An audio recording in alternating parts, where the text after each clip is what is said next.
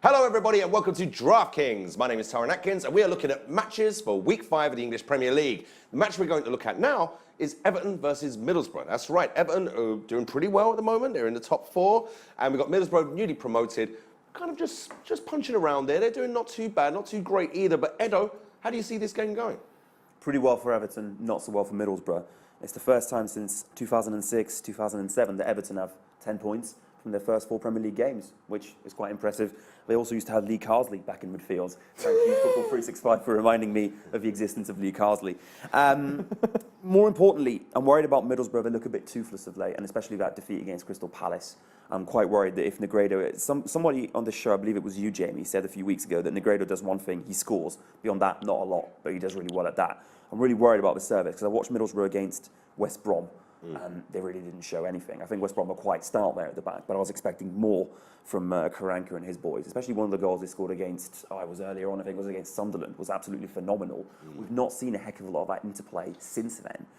Everton are really flexible tactically. I mean, last week at halftime, Koeman takes off Barkley, makes a couple of changes, all of a sudden the team is revamped, the defence looks pretty good, they're scoring in attack, a lot of their midfielders look very dangerous. I think Everton have got this 2-0. Okay, you think 2-0, and it's interesting you're talking about that game the other day against Sunderland. They did run out winners, but an interesting performance by a man who's much maligned, if I'm honest, much maligned by you, Jamie. Romelu Lukaku, doing what he does. He does like to beat up smaller teams, but he did it with aplomb. Now, is this the start of a streak for Romelu, or is it going to be stop-start? But more importantly, how's this game going to go? Of course it's the start of a streak for Lukaku. This is what he does. He scores in packs. He'll score for 8 games now. In that big run he had last season, he scored against Middlesbrough in the League Cup.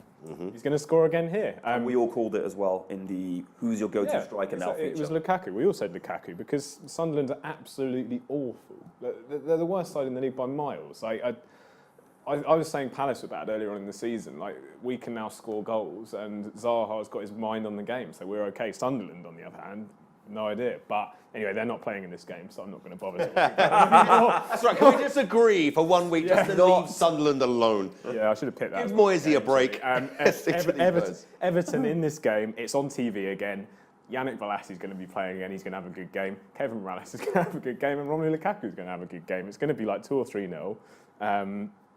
This is going to be the start of the run for these 3 players. But, I mean, the main reason I didn't like Everton last season was Martinez, and he's a very poor manager. Why wasn't he playing Morales? Morales has been one of the best players for them this season so far. And he's getting goals out of Lukaku, Koeman, which Martinez could do as well. Borough, I am worried about them as well. They were very poor against Palace last weekend.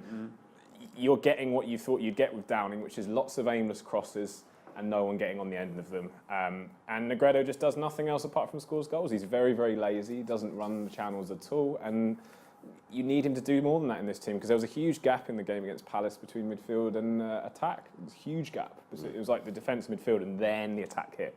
So that's going to happen again here, I think. Everton 2 or 3-0, quite easy. Quite easy, and that's right. Negredo, you scored in the first game of the season. You've done very little since, and you are unconvincing our panel. But is he being unconvincing for you guys out there? He's on offer. They're all on offer. Every player in this match, and all the matches on Saturday and Sunday. Pick your 8-man roster. Make sure you've already got the DK app. You can win big. Welcome to the big time.